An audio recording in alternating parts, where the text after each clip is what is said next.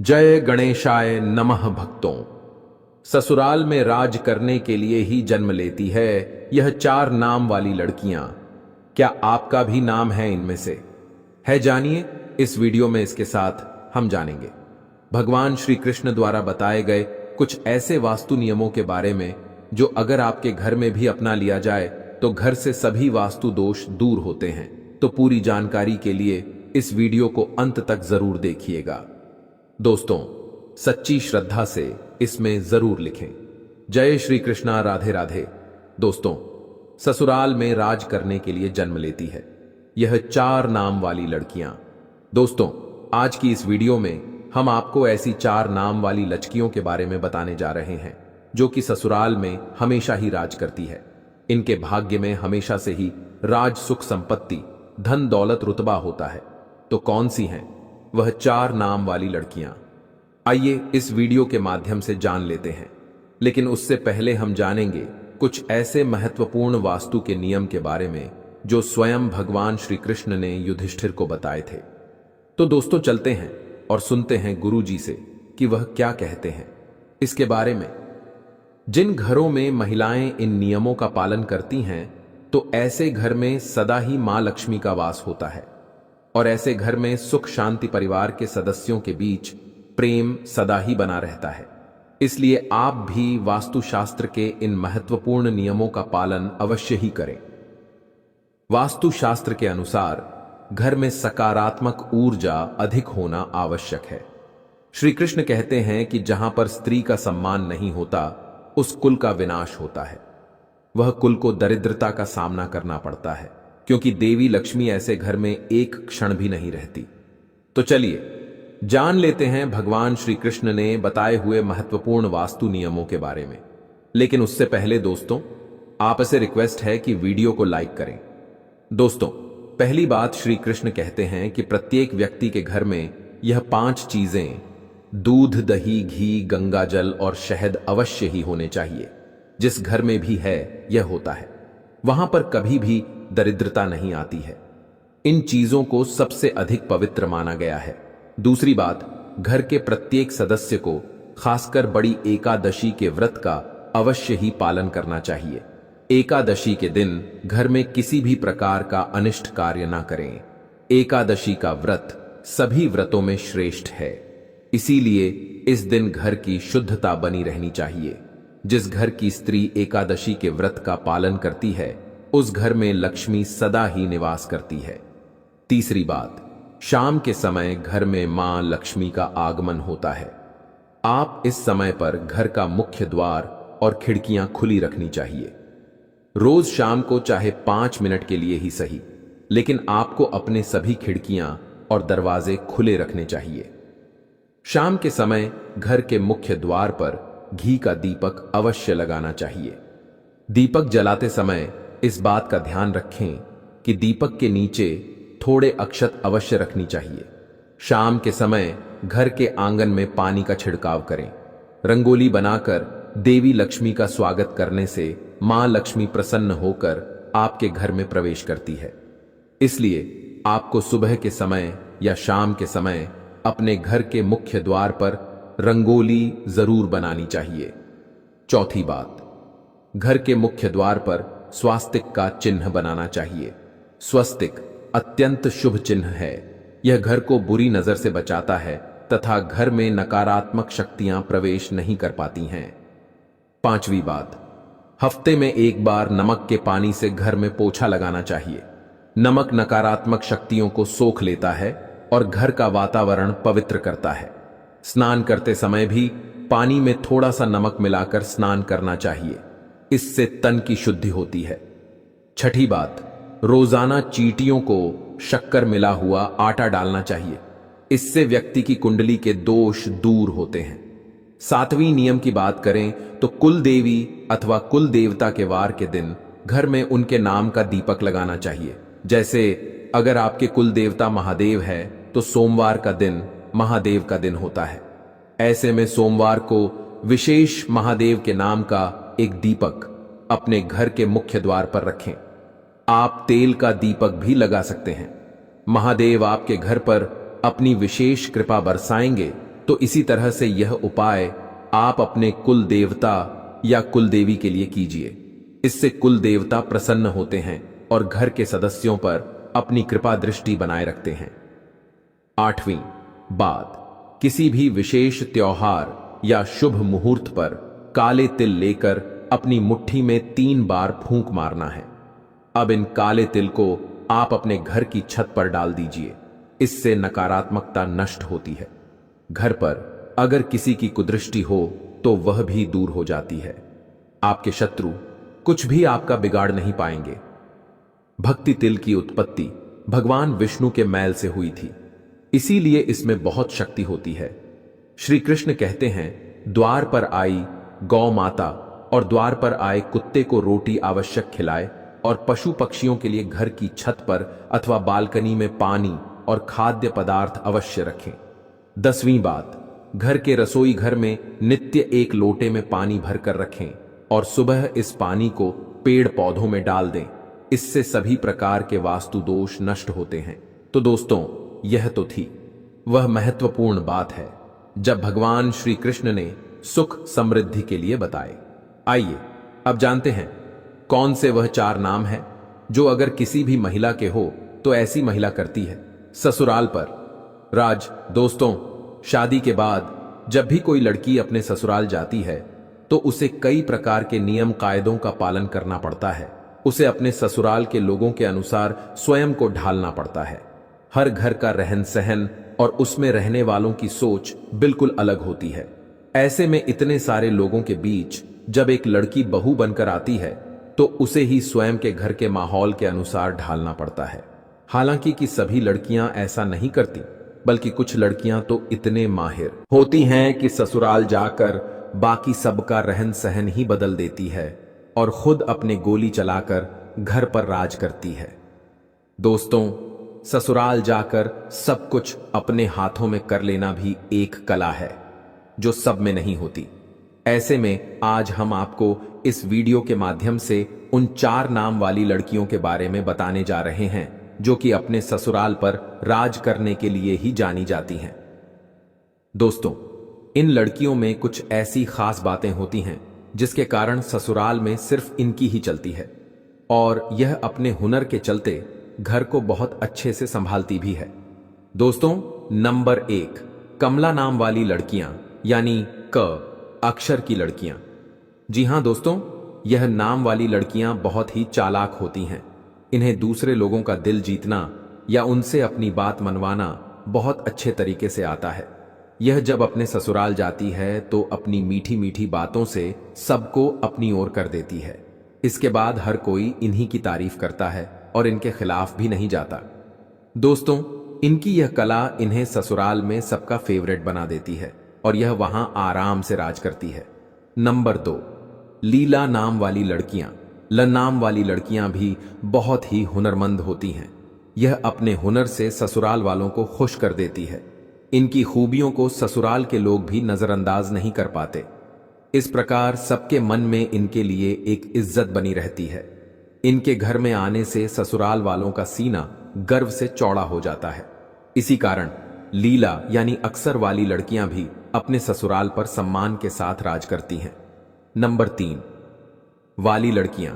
M नाम वाली लड़कियां भी दूसरे लोगों के दिमाग को बदलना अच्छे से जानती हैं। अपनी बातों से किसी भी मनुष्य की सोच बदल सकती है। यह जब ससुराल जाती है तो स्वयं को वहां के लोगों के अनुसार नहीं ढलती, बल्कि वहां के लोगों को अपने जैसा बना देती है। इन्हें जीवन में बदलाव पसंद होता है। दोस्तों, नंबर 4, एच वाली लड़कियां। इस नाम की लड़कियां थोड़ी अलग टाइप की होती हैं। इन्हें गुस्सा भी बहुत जल्दी आ जाता है या अपने ससुराल में बड़े ही ठाट बांट के साथ रहती है। जो व्यक्ति इनका हक मारने की कोशिश भी करता है तो वह इनके सामने अधिक समय तक टिक नहीं पाता। और दोस्तों, यह ससुराल में सभी को अपने वश में करके रखती है। कई लोग तो इनसे खौफ खाते हैं। इस प्रकार से अपने ससुराल में रानी की तरह रहती है। दोस्तों, यह थी वह 4 नाम वाली खास लड़कियां जो कि ससुराल में राज करने के लिए ही जन्म लेती हैं। दोस्तों, एक बार कमेंट बॉक्स में आप अपनी राशि अवश्य लिख दें ताकि आपके बारे में हम आपकी कमेंट में आकर आपको रिप्लाई में बता देंगे। कि भक्तों महिलाएं अपने मांग में सिंदूर लगाते समय भूल कर भी ना करें 9 गलतियां, वरना आपके पति को झेलनी पड़ेगी मुसीबत और परेशानियां, पूरा घर हो जाएगा। कंगाल भक्तों, पूज्य गुरुजी ने अभी अभी अपनी 2 दिन पहले की कथा में बताया है कि शादीशुदा औरतें सिंदूर लगाते समय भूल कर भी ना करें यह 9 गलतियां, वरना आपका और आपके पति का जीवन अत्यंत कष्टकारी हो सकता है। पति की कामयाबी रुक जाती है और पति कंगाल हो जाता है। पति और पत्नी के रिश्ते में दरार उत्पन्न होने लगती है। दोस्तों, गुरुजी का कहना है कि हिंदू धर्म में सिंदूर लगाने की परंपरा को महिलाएं लंबे समय से निभाती आ रही हैं, पर आज के समय में सिंदूर लगाने के तरीके बदल गए हैं। कई महिलाएं तो मांग में सिर्फ बारीक सी लकीर खींचकर सिंदूर लगा लेती हैं, तो कई महिलाएं मांग में लगाने के बजाय माथे पर हल्का सा लगाती हैं। उनको इस बात का अंदाजा नहीं होता कि ऐसा करना कितना नुकसानदायक हो सकता है। दरअसल महिलाओं के सिंदूर लगाने का तरीका सीधे तौर पर उनके पति के जीवन पर प्रभाव डालता है। इसीलिए जरूरी है कि सिंदूर लगाते समय कुछ बातों का ध्यान जरूर रखें। तो चलिए जान लेते हैं, सिंदूर लगाते समय कौन सी गलतियां नहीं करनी चाहिए जो उनके पति की कंगाली का कारण बनती है।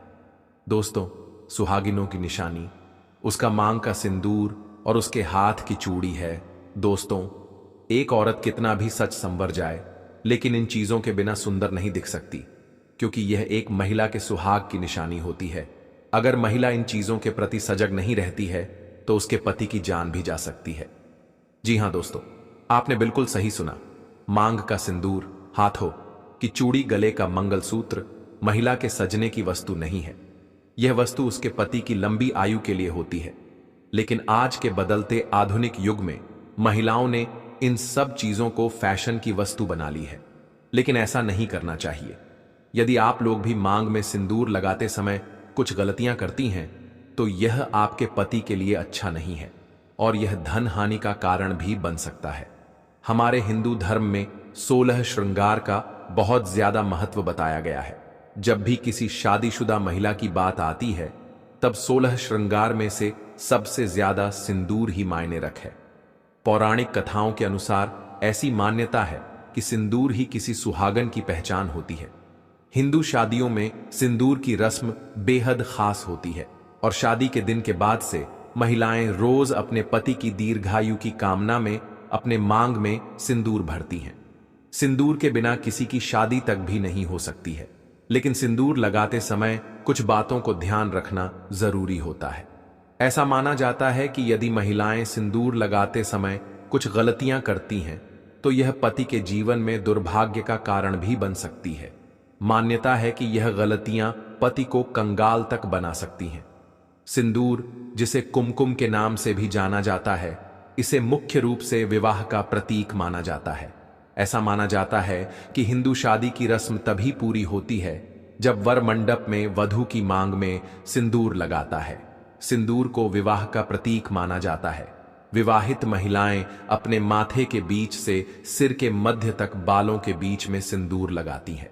दरअसल यह प्रथा सदियों से चली आ रही है और मांग में सिंदूर लगाना सुहागिनों के मुख्य श्रृंगार में से एक माना जाता है। आइए अब हम जान लेते हैं कि सिंदूर लगाते समय आपको कौन सी गलतियां करने से बचना चाहिए।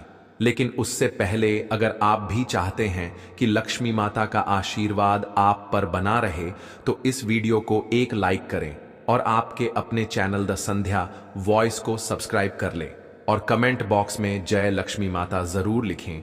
इससे हमें मोटिवेशन मिलता है, जिससे हम आप लोगों के लिए और अच्छे अच्छे वीडियो बना पाते हैं। और साथ ही आप अपनी राशि को कमेंट बॉक्स में जरूर डाल दें, क्योंकि हम राशि से जुड़ा भाग्य भी बताते हैं और भाग में चल रही परेशानियों को तत्काल दूर करने के लिए आसान से आसान उपाय भी बताते हैं। इसलिए आप अपनी राशि कमेंट बॉक्स में जरूर डाल दें। नंबर 1, भक्तों, मंगलवार के दिन सिंदूर नहीं लगाना चाहिए, क्योंकि पौराणिक कथाओं के अनुसार एक बार हनुमान जी ने माता सीता का सिंदूर देखकर इसे अपने पूरे शरीर पर लगा लिया था। तभी से यह परंपरा बनी कि मंगलवार को महिलाएं सिंदूर न लगाएं, क्योंकि इस दिन हनुमान जी को सिंदूर चढ़ाया जाता है और वे बाल ब्रह्मचारी माने जाते हैं। इस दिन सिंदूर लगाने से शुभ फल नहीं मिलते, बल्कि यह अशुभ माना जाता है। इसके अलावा कभी भी अपना इस्तेमाल किया हुआ सिंदूर किसी और महिला को नहीं देना चाहिए। ऐसा करने से पति के जीवन पर बुरा असर पड़ सकता है और दुर्भाग्य आ सकता है। यह न केवल वैवाहिक जीवन के लिए हानिकारक माना जाता है, बल्कि आर्थिक समस्याओं का कारण भी बन सकता है। इसलिए सिंदूर को लेकर हमेशा सावधानी बरतनी चाहिए और इन परंपराओं का पालन करना चाहिए ताकि जीवन में सुख समृद्धि बनी रहे। नंबर 2, भक्तों नहाने के बाद ही सिंदूर लगाना चाहिए, लेकिन ध्यान रखें कि गीले बालों में कभी भी सिंदूर न लगाएं। जब भी सिंदूर लगाएं, पहले बालों को अच्छे से सुखा लें और फिर ही मांग भरें। ऐसा कहा जाता है कि गीले बालों में सिंदूर लगाने से पति के स्वास्थ्य पर बुरा असर पड़ सकता है, इसलिए इस बात का खास ध्यान रखना जरूरी है। इसके अलावा कभी भी किसी और से उपहार में मिला सिंदूर न लगाएं। मान्यताओं के अनुसार दूसरे के पैसे से खरीदा हुआ सिंदूर लगाने से पति के जीवन में धन हानि हो सकती है। हालांकि अगर सास, जेठानी, ननद या ससुराल के किसी अन्य बड़े बुजुर्ग ने सिंदूर उपहार में दिया है तो उसे इस्तेमाल किया जा सकता है। इन परंपराओं का पालन करने से दांपत्य जीवन सुखी और समृद्ध बना रहता है। नंबर 3, भक्तों सिंदूर को हिंदू धर्म में बहुत पवित्र माना गया है, इसलिए इसे लगाने के कुछ खास नियम होते हैं। बिना नहाए कभी भी सिंदूर नहीं लगाना चाहिए, लेकिन आजकल की भागदौड़ भरी जिंदगी में कई महिलाएं इस नियम को भूल जाती हैं। यह माना जाता है कि शरीर की शुद्धता के बिना सिंदूर लगाना अशुभ हो सकता है। इतना ही नहीं, मासिक धर्म के दौरान भी सिंदूर लगाने की मनाही होती है, क्योंकि इस समय इसे लगाने से इसकी पवित्रता भंग हो सकती है। सिंदूर सिर्फ एक श्रृंगार का हिस्सा नहीं, बल्कि यह सुहाग का प्रतीक होता है। इसलिए इसे लगाने से पहले उसकी शुद्धता बनाए रखना बहुत जरूरी है। नंबर 4, भक्तों सिंदूर महिलाओं के 16 श्रृंगार में से एक माना जाता है और विवाहित महिलाओं के जीवन में इसका खास महत्व होता है। रोज सिंदूर लगाना शुभ माना जाता है, लेकिन पूजा पाठ के समय इसे लगाना और भी जरूरी होता है। जब भी कोई धार्मिक अनुष्ठान या पूजा करें तो मांग में सिंदूर जरूर भरें, क्योंकि इसे सौभाग्य और सुख समृद्धि का प्रतीक माना जाता है। इसके अलावा जितने भी व्रत पति की लंबी उम्र के लिए किए जाते हैं, जैसे करवा चौथ, तीज, वट सावित्री पूजा आदि, इन सभी में सिंदूर लगाना बहुत शुभ माना गया है। ऐसा करने से पति की आयु लंबी होती है और दांपत्य जीवन में खुशहाली बनी रहती है। नंबर 5, भक्तों कुछ महिलाएं फैशन या दूसरी वजहों से सिंदूर तो लगाती हैं, लेकिन उसे बालों से छिपा लेती हैं, जिससे वह दिखता नहीं है। ऐसा करना गलत माना जाता है, क्योंकि मान्यताओं के अनुसार इससे पति के जीवन में असफलता आ सकती है। इसलिए हमेशा सिंदूर को मांग के बीचों बीच लगाना चाहिए ताकि यह साफ नजर आए। लेकिन ध्यान रखें कि सिंदूर कभी भी किसी बाहरी व्यक्ति के सामने नहीं लगाना चाहिए, क्योंकि इसे लेकर कुछ परंपराएं और मान्यताएं जुड़ी होती हैं। सिंदूर लगाने के कुछ खास नियम भी होते हैं जिनका पालन करना जरूरी है। हिंदू विवाह में सिंदूर लगाने की रस्म को सबसे महत्वपूर्ण माना जाता है, क्योंकि यह सुहाग का प्रतीक होता है। शादी के बाद भी इसे सही तरीके से और सही समय पर लगाना जरूरी होता है।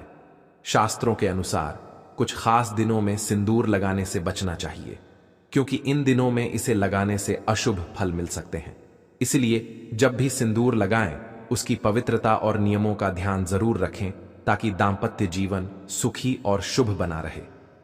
नंबर 6, भक्तों आजकल कई महिलाएं फैशन या ट्रेंड के कारण टेढ़ी मेढ़ी मांग में सिंदूर लगाती हैं, लेकिन ऐसा करना सही नहीं माना जाता। हमेशा सिंदूर को सिर के बीचों बीच सीधी मांग में ही लगाना चाहिए, क्योंकि यही शुभ माना गया है। कुछ महिलाएं सही जगह पर सिंदूर तो लगाती हैं, लेकिन बहुत हल्का या कम लगाती हैं, जिससे वह ठीक से नजर नहीं आता।